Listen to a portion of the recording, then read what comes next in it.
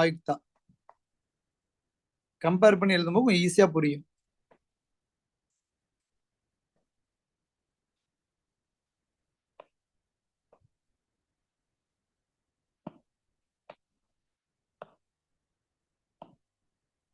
ஓகேப்பா. ஃபர்ஸ்ட் பாத்தீங்கன்னா நம்ம ஆல்ரெடி சொல்லிட்டோம், லோக்பால் லோக் ஆயுக்தாங்கிறது கான்ஸ்டியூஷனல் பாடியா, நான் கான்ஸ்டியூஷனல் பாடியா, ஸ்டேட்டரி பாடியாப்பா? லோக்பால் லோக் ஆயுக்தா ஆர்டிகல் இருக்கா? அப்ப அப்ப கம்பேர் சொல்லுங்க எனக்கு, ஆர்டிகல் இருக்கா? இப்ப கண்டிப்பா லோக்பால் லோக் ஆயுக்தாங்கிறதுக்கு ஆர்டிகல் கிடையாது. என்ன இருக்குன்னு பாத்தீங்கன்னா ஆக்ட் இருக்கு.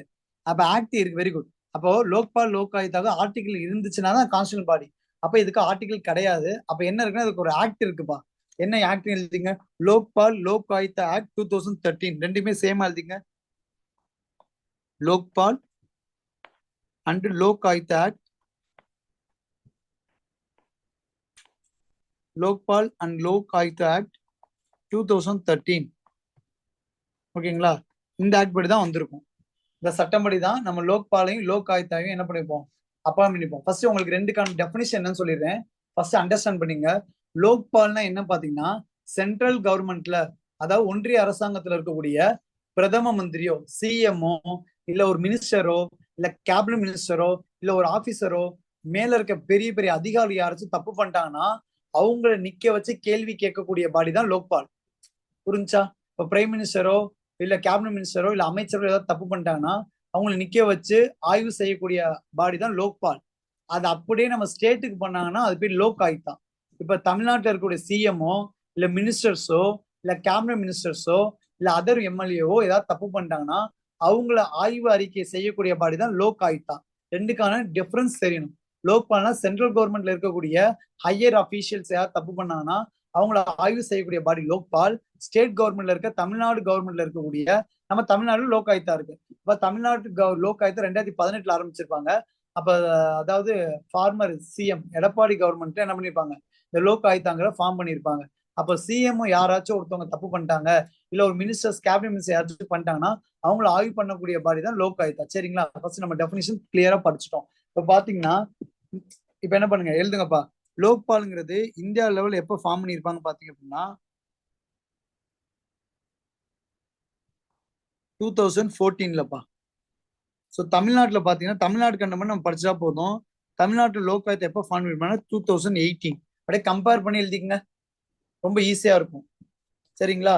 நெக்ஸ்ட் பாத்தீங்கன்னா இந்த லோக்பால்ல எவ்வளவு பேர் மெம்பரா இருப்பாங்க அப்படின்னு பார்த்தோம் அப்படின்னா, லோக்பால்ல மெம்பருங்கிறவங்க எவ்வளவு பேர் இருப்பாங்க? லோக் ஆயுக்தா தமிழ்நாடு, நம்ம தமிழ்நாடு பார்த்துக்க வேண்டியதான். லோக் ஆயுக்தால எவ்வளவு பேர் மெம்பரா இருப்பாங்க முக்கியம்ப்பா. மெம்பர் எவ்வளவு பேர் இருப்பாங்க பாத்தீங்கன்னா, மொத்தம் ஒரு சேர்மன் இருப்பாங்க, ஒரு சேர்மன் இருப்பாங்க, 8 மெம்பர் இருப்பாங்கப்பா. அதே மாதிரி அங்க பாத்தீங்கன்னா ஒரு சேர்மன் இருப்பாங்க, 4 மெம்பர் இருப்பாங்கப்பா. இந்த 8 மெம்பர்ல 4 பேருங்கிறவங்க அதாவது ஜுடிஷியல் ரிலேட்டடா வரணும்ப்பா, நீதித்துறையில இருந்து வரணும்.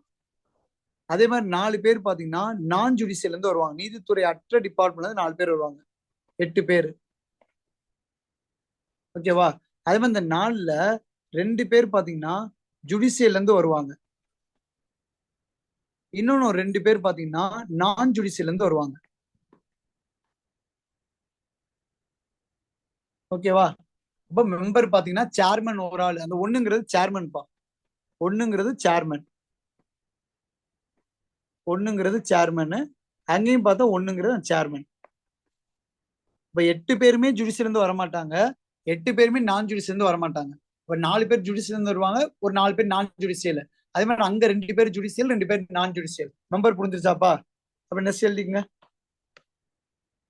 நெக்ஸ்ட் பாத்தீங்கன்னா இவர் அப்பாயின்ட் பண்றது யாரு? லோக்பாலுடைய சேர்மன் மெம்பர் அப்பாயின்ட் பண்றது யாரு? அப்பாயின்மெண்ட் போட்டுங்க, அப்பாயின்மெண்ட். நம்ம அங்கேயும் அப்பாயின்மெண்ட்.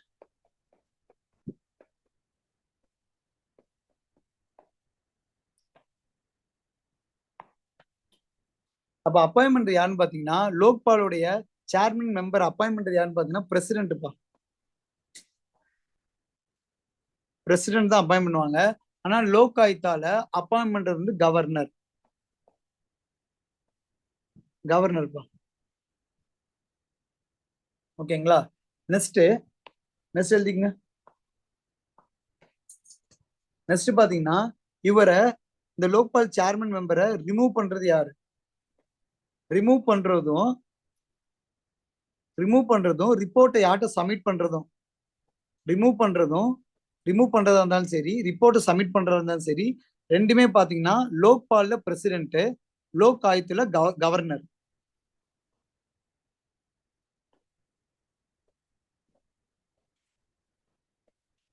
இங்க அங்கேயும் ரிமூவல் பண்றதும் சரி, ரிப்போர்ட்டை சப்மிட் பண்றதா இருந்தாலும் சரி, யாரும் பார்த்தோம் அப்படின்னா இங்க வந்து பிரசிடென்ட்பா, இங்க பிரசிடென்ட், அங்க யாரும் பாத்தீங்கன்னா கவர்னர். அப்போ லோக் ஆயுத்தால சேர்மன் மெம்பர் அப்பாயின்ட் பண்றதும் கவர்னர் தான், அவரை ரிமூவ் பண்றதும் கவர்னர் தான், அந்த டிபார்ட்மெண்ட் ரிப்போர்ட்டை சப்மிட் பண்றதும் யார் தான்? கவர்னர் தான். ஓகேவா? இல்லப்பா லோக் ஆயுத்தால வந்து இவங்க தான்ப்பா, கவர்னர் தான் வனிதாமன், நீங்க மாத்திக்கங்க. ஓகேங்களா? நெக்ஸ்ட் பாருங்கப்பா, இவங்களோட டென்யூர் முக்கியம்ப்பா. டிஎன்பிஎஸ்ல டென்யூர் கொஸ்டினா கேட்டிருக்காங்க. வேற கலர் எழுதுறேன், எழுதிங்க. டென்யூர் முக்கியம், டென்யூர் முக்கியம். டென்யூர் பாத்தீங்கன்னா ஒன்னு 5 இயர்ஸ் இருப்பாங்க, ஒன்னு 5 இயர்ஸ் இருப்பான், இல்லைன்னா உங்களுக்கு வயசு 70 ஆயிடுச்சா அவங்க ரிமூவ் பண்ணிடுவாங்கப்பா. 5 years R 70. அதே தான்ப்பா அங்கேயும் டென்யூர்.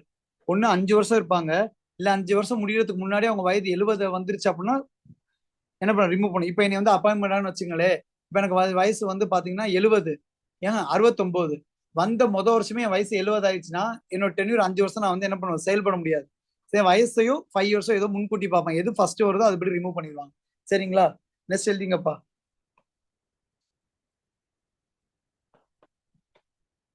நெக்ஸ்ட் பாத்தீங்கன்னா இவங்களுடைய சேலரிஸ்.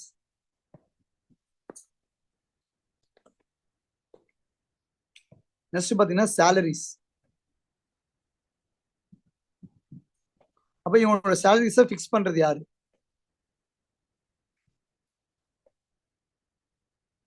இல்லைங்கப்பா, இவங்களோட சேலரிஸை ஃபிக்ஸ் பண்றது பாத்தீங்க அப்படின்னா பார்லிமெண்ட்ப்பா. அப்போ லோக்பால்ல இருக்கக்கூடிய மெம்பர் அவங்க சேலரி டிசைட் பண்றது வந்து பார்லிமெண்ட். அங்க பாத்தீங்க அப்படின்னா ஸ்டேட், அந்தந்த ஸ்டேட் லெஜிஸ்லேட்டிவ் அசம்பிளி.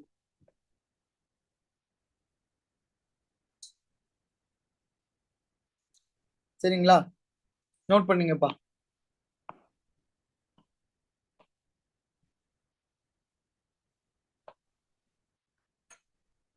நெக்ஸ்ட் பாத்தீங்க அப்படின்னா நோட் பண்ணீங்க. நெக்ஸ்ட் பாத்தீங்கன்னா ஃபர்ஸ்ட் சேர்மன் யாருன்னு கேட்பான். இது அடிக்கடி டிஎன்பிஎஸ்சி கேட்பான். Who is the first chairman of Lokpal? லோக்பாலுடைய முதல் சேர்மன் யாருன்னு கேட்பாங்க. நோட் பண்ணுங்க, பினாங்கி சந்திர கோஷ். பினாங்கி சந்திர கோஷ் ஃபர்ஸ்ட் சேர்மன் பா. இப்ப பிரசன்டா யார் சேர்மனா இருக்காங்க பாத்தீங்க அப்படின்னா ஏஎம் கன்வில்கார். ஏஎம் கான்வில்கர். கான்வில்கர். இப்போ பிரசன்டா இருக்க லோக்பாலுடைய சேர்மன் பாத்தீங்க அப்படின்னா ஏஎம் கான்வில்கர். கரண்ட் அஃபேர்ஸ் பார்த்தெல்லாம் உங்களுக்கு எல்லாமே கண்டென்ட்டை கோர்வையா கொடுத்தாச்சு, நீங்க படிச்சா மட்டும் எனக்கு போதும். ஸோ ஃபர்ஸ்ட் சேர்மன் லோக்பாலுடைய முதல் சேர்மன் யாருன்னா பினாங்கி சந்திர கோஷ், டிஎன்பிஎஸ்ல கேட்டிருக்காங்க. பிரசன்ட் சேர்மன் யாருன்னா ஏஎம் கான்வில்கர். அப்ப தமிழ்நாட்டுக்கு என்ன பண்ணுப்பா, தமிழ்நாட்டுக்கு என்ன பண்ணணும், நம்ம லோக்பால் சேர்மன் நம்ம படிச்சே ஆகணும். சைட்ல எழுதுறேன், நோட் பண்ணீங்க. அப்போ தமிழ்நாட்டுல வந்து பாத்தீங்கன்னா 2018 தான் ஆரம்பிச்சாங்க. சேர்மன் யாருன்னா பி தேவதாஸ்.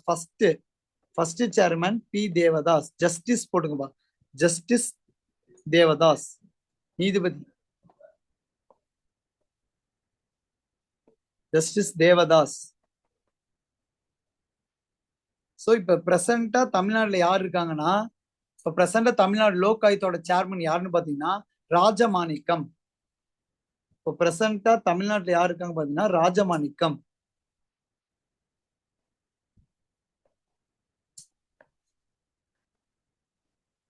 இப்போ நோட்ஸை நீட்டா மெயின்டைன் பண்ணுங்க. எந்த இன்ஸ்டியூட்லயுமே இந்த அளவுக்கு கிளியர் கட்டா நோட்ஸை கொடுக்க மாட்டாங்க. ஏன்னா யாருமே கம்பேர் பண்ணி இந்த அளவுக்கு உங்களுக்கு நடத்த மாட்டாங்கப்பா. நீங்க ஏஐக்கு எங்க படிச்சாலும் சரி, நம்ம கிளியர் கட்டா நோட்ஸ்ங்கிறது ரொம்ப முக்கியம். நீங்க என்ன பண்ணுங்க, நோட்ஸை கரெக்டா என்ன பண்ணுங்க, மெயின்டைன் பண்ணுங்க, ரொம்ப முக்கியம். ஓகேங்களா? எழுதிட்டீங்களா?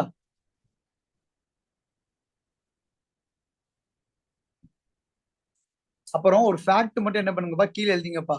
அப்ப எந்த ஸ்டேட் ஃபர்ஸ்ட் லோக், அப்ப நம்ம இவ்வளவு படிச்சோமா, லோக்பால்ங்கிறது சென்ட்ரல் கவர்மெண்ட்ல உள்ளது. இப்ப லோக் ஆயிட்டானா எந்த ஸ்டேட் முத கொண்டு வந்துச்சுன்னு கேட்டாங்கன்னா, நல்லா ஞாபகம் வச்சுங்க.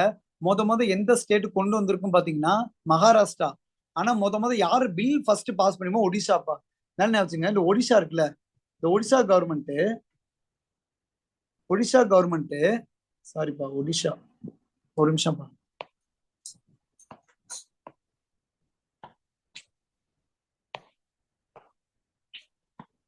எழுதிங்கப்பா.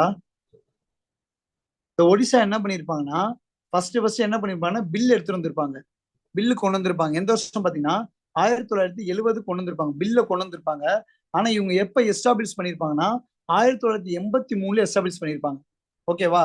ஆனா மகாராஷ்டிரா இருக்குல்ல, மகாராஷ்டிரா மகாராஷ்டிரா கவர்மெண்ட் என்ன பண்ணிருக்கு பாத்தீங்கன்னா, ஃபர்ஸ்ட் எப்ப அவங்க எஸ்டாப்ளிஷ் பண்ணிருப்பாங்க, உருவாக்கி இருப்பாங்க பாத்தீங்கன்னா 1971 என்ன பண்ணிருப்பாங்க, உருவாக்கி இருப்பாங்கப்பா.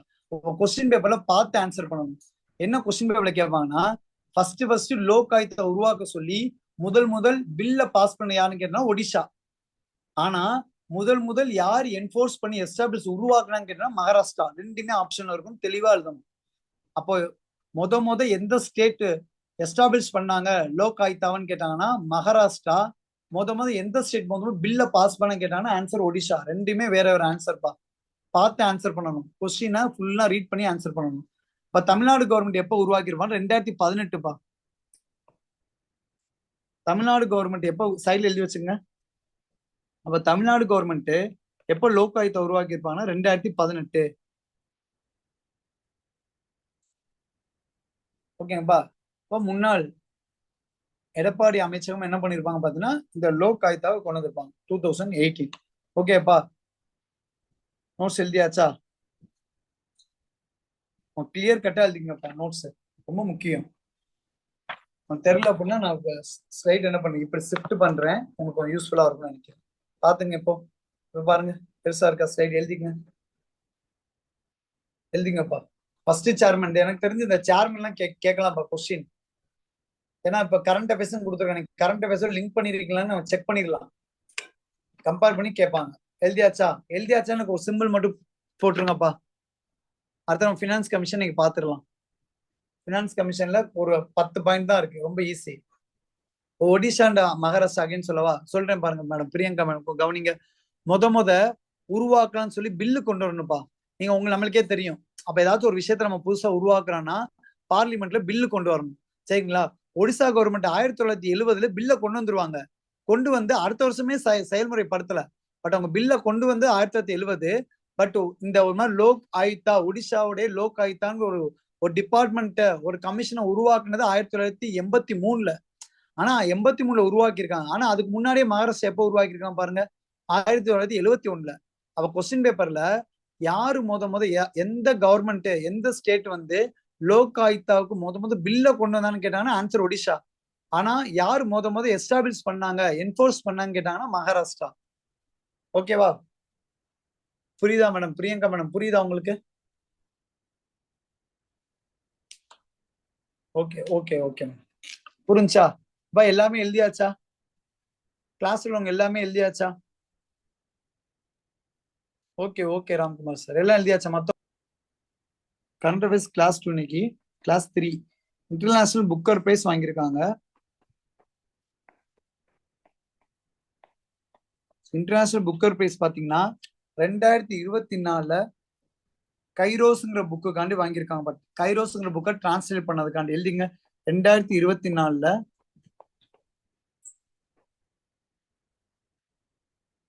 கைரோஸ்ங்கிற புக்கை டிரான்ஸ்லேட் பண்ணால வாங்கியிருக்காங்க.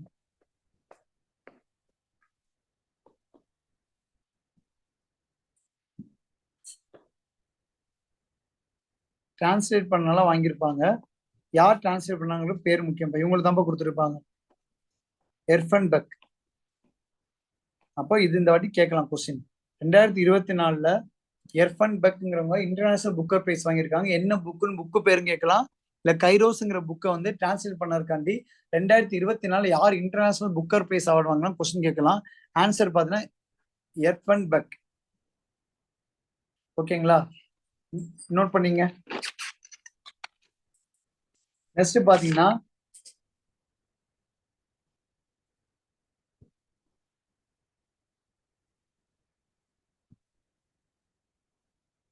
நெக்ஸ்ட் எழுதிங்கப்பா. World para athletic championship. Next எழுதிங்க. World para athletic world para athletic championship award. Championship award இது இப்ப எங்க நடந்திருக்கும் நோட் பண்ணிக்கப்பா. கொயூப் இன் ஜப்பான்ல நடந்திருக்கும். ஜப்பான் நடந்திருக்கும். ரெண்டு பேர் என்ன பண்ணுவோம், கோல்டு வின் பண்ணுவோம். கோல்டு ரெண்டு பேர் வின் பண்ணிருப்பாங்க. அந்த நேம் மட்டும் என்ன பண்ணுங்க, நோட் பண்ணீங்க. தப்தி ஜீவன்ஜி, தப்தி ஜீவன்ஜி 400 மீட்டர் ரிலேல கோல்டு வின் பண்ணிருப்பாங்க. ஒண்ணு பாத்தீங்கன்னா நம்ம மாரிமுத்து தங்கவேல், தமிழ்நாட்டை சேர்ந்த மாரிமுத்து தங்கவேல் உயரம் தாண்டுதல வாங்கியிருப்பாங்க கோல்டு. நோட் பண்ணீங்க. மாரிமுத்து தங்கவேல் இவர் கோல்டு, ரெண்டு பேருமே என்ன பண்ணிருப்பாங்க, கோல்டு வாங்கியிருப்பாங்க. இவங்க 400 மீட்டர் ரிலேல ரன்னிங்ல வாங்கியிருப்பாங்க. இவர் வந்து மாரிமுத்து தங்கவேல் தமிழ்நாட்டை சேர்ந்தவர். இவர் ஹை ஜம்ப்ல வாங்கியிருப்பாருப்பா gold medal. High jump, high ஜம்ப்னு எழுதிக்கங்க. ஒரு நிமிஷம் கிளியரா எழுதலாம்னு நினைக்கிறேன். ஒரு நிமிஷம் இருங்க.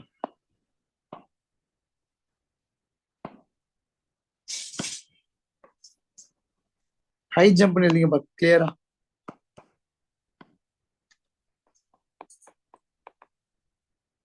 ஹை ஜம்ப்ல வாங்கியிருப்பாங்க ரெண்டு பேர். ஓகேங்களா.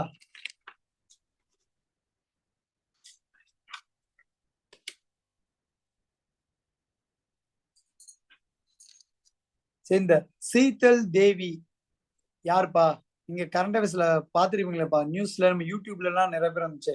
சீதல் தேவி யாருப்பா? கெஸ் பண்ணுங்க பாப்போம். சீதல் தேவி யாரு? நெட்ல போடாம யோசிச்சிடணும். சீதல் தேவிங்கிறவங்க ஜம்மு அண்ட் காஷ்மீர் சேர்ந்த பெண்ணு. அதாவது இந்த பேரா ஆர்ச்சி சொல்லுவாங்க, வில்லு ரெண்டு கைமே இல்லாம என்ன பண்ணாங்கப்பா, காலால வில்ல எடுத்து என்ன பண்ணாங்க, ஏசியா பேரா ஒலிம்பிக்ல கோல்டு வாங்கினாங்கப்பா. அப்ப உங்களுக்கு கொஸ்டின் கேட்கலாம், சீதல் தேவின்னு போட்டுங்க. சீதல் தேவி. ஸோ இந்த பெண், இந்த பெண் வந்து பாத்தீங்கன்னா ஜம்மு அண்ட் காஷ்மீர் சேர்ந்தவங்க. பேரா, பேரா ஆர்ச்சரி. ஆர்ச்சரினா வில்லுப்பா. ரெண்டு கை இருக்காது உங்களுக்கு. என்ன பண்ணாங்க பாத்தீங்கன்னா, வில்லு என்ன பண்ணாங்க, காலால எடுத்து என்ன பண்ணாங்க, அடிச்சு கரெக்டா பாயிண்ட் பண்ணி ஏசியா பேரா ஒலிம்பிக்ல கோல்டு வின் பண்ணாங்கப்பா. நோட் பண்ணீங்க. இதெல்லாம் கொஸ்டின்ஸ் கேட்கலாம். ஏசியால பேரா ஒலிம்பிக்ல கோல்டு வின் பண்ணாங்கப்பா. நோட் பண்ணீங்க. சீதல் தேவி. தப்தி ஜீவன்ஜிங்கிறவங்க பாத்தீங்கன்னா வேர்ல்டு பேரா அத்லெட் சாம்பியன்ஷிப்ல கோல்டு வின் பண்ணிருப்பாங்க. சோ மாரிமுத்து தங்கவேல் தமிழ்நாட்டை சேர்ந்தவர். இவர் ஹை ஜம்ப்ல என்ன பண்ணிருப்பாரு, கோல்டு வின் பண்ணிருப்பாரு வேர்ல்டு பேரா அத்லெட்டிக் சாம்பியன்ஷிப்ல. அந்த சீதல் தேவிங்கிறவங்க பேரா ஆர்ச்சரி. ஆர்ச்சரினா வில்லுப்பா. அதாவது ரெண்டு கையும் உங்களுக்கு இருக்காது, காலால வில்லு எடுத்து என்ன பண்ணிருப்பாங்க, ஏசியா பேரா ஒலிம்பிக்ல என்ன பண்ணுவாங்க, கோல்டு மெடல் வின் பண்ணிருப்பாங்க.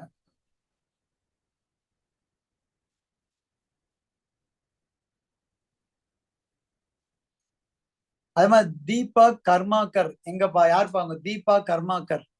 நோட் பண்ணீங்க. அடுத்து லாஸ்ட், தீபா கர்மாக்கர்.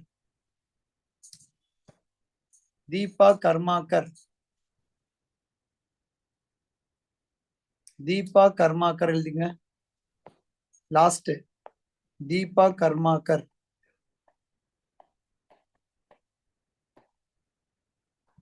தீபா கர்மாக்கர்ங்கிற பெண்மணி பாத்தீங்கன்னா ஒரு ஜிம்னாஸ்ட்பா. இவங்க ஃபர்ஸ்ட் இந்தியன் ஃபீமேல் ஜிம்னாஸ்ட்பா. பார்ட்டிசிபேட் பாரா ஒலிம்பிக்ல எல்லாம் என்ன பண்ணாங்க பாத்தீங்கன்னா, இவங்க ஃபர்ஸ்ட் இந்தியன் ஃபீமேல் ஜிம்னாஸ்டிக். எழுதுங்க. First Indian female gymnastic. First Indian female gymnastic. இவங்க எந்த நாட்டு பாருன்னா திரிபுரா.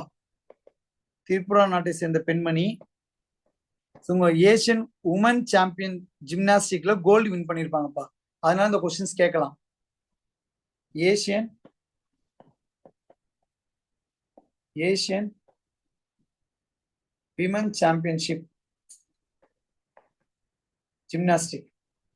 இப்போ கோல்டு வின் பண்ணியிருப்பாங்க. 2017 கூட கேல் ரத்னா அவார்டு வாங்கியிருப்பாங்க. ரொம்ப இம்பார்ட்டன்ட் பர்சனாலிட்டிப்பா. நீ பார்த்தது எல்லாமே ரொம்ப இம்பார்ட்டன்ட் கொஸ்டின்ஸ். எழுதிக்கங்க. 4 போதும். எழுதிங்கப்பா. Deepa Karmakar, first Indian female gymnastic. Deepa Karmakar first Indian female gymnast. இவங்க எங்க பண்ணா திரிபுரால ஏசியா உமன் சாம்பியன்ஷிப்ல கோல்டு வின் பண்ணியிருக்காங்க. அதே மாதிரி இவங்க 2017 கேல் ரத்னா அவார்டு வாங்கியிருக்காங்கப்பா. நோட் பண்ணீங்க. 2017 கேல் ரத்னா அவார்டு வாங்கியிருக்காங்க. 2017 கேல் ரத்னா அவார்டு வாங்கியிருக்காங்கப்பா.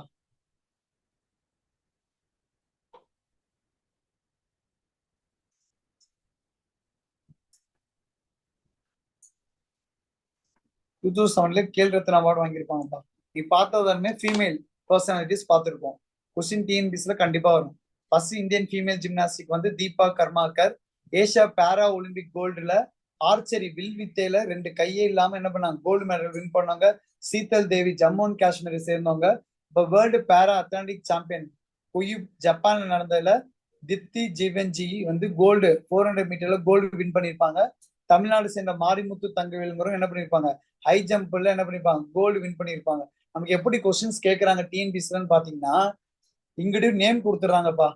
திப்தி ஜீவன்ஜி, மாரிமுத்து தங்கவேல், சீதல் தேவி, தீபா கர்மாக்கர், இந்த 4 நேம் இந்த சைடு கொடுத்துருவாங்க. அவங்க எந்த கேம்ல தொடர்புடையவர்னு சொல்லி இந்த ஆப்போசிட்ல கேட்பாங்கப்பா. ஆப்போசிட்ல திப்தி தேவன்ஜின்னு சொல்லி 400 மீட்டர், அப்புறம் மாரிமுத்து தங்கவேல் ஹை ஜம்ப், சீதல் தேவி ஆர்ச்சரி வில்லு, தீபா கர்மாக்கருங்க ஜிம்னாஸ்ட் அப்படின்னு சொல்லி என்ன பண்ண மேட்ச் பண்ண சொல்லுவாங்கப்பா. கொஸ்டினோட டிஎன்பிசி ட்ரெண்ட் மாறிடுச்சு. அப்போ ஒரு இடத்துல நம்ம 4 விஷயம் தெரிஞ்சாதான் கரெக்ட் பேர் இன்கரெக்ட் பேர் ஆன்சர் பண்ண முடியும். ஓகே அப்பா. இன்னைக்கு கரண்ட் அஃபேர்ஸ் யூஸ்ஃபுல்லா இருந்துச்சா? கமெண்ட் பண்ணுங்க. இன்னைக்கு கரண்ட் அஃபேர்ஸ் கிளாஸ் யூஸ்ஃபுல்லா இருந்துச்சா?